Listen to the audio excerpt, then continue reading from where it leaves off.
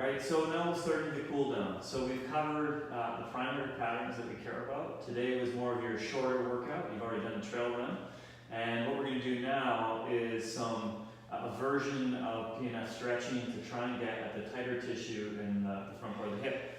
Conchita's naturally more of a lordotic athlete, and as such, constantly working on hip flexor length and quad length is something that's paramount for her.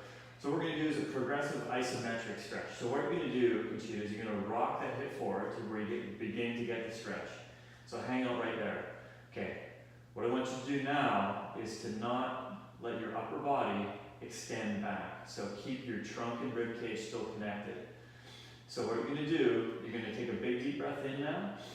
You're going to go ahead and pinch that glute, so squeeze that right glute. Good. Way to keep the connection, not extend back. Now push down into the club. So when you push down in the club, you should experience more of a stretch. All right, now take a break for a second. So the first 10 seconds, I just want you to warm that pattern up of how you engage or prime the glute and abs.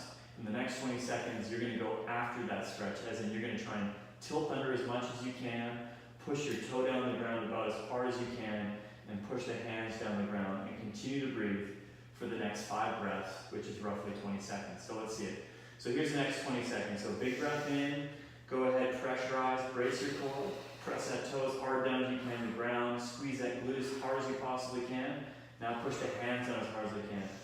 So 2 more breaths, 1 more breath, then I want you to see if you can push your hips forward and kind of dig into the stretch even more.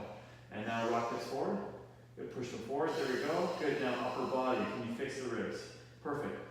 And again, big breath in, keep that breath going, last breath, and you are done.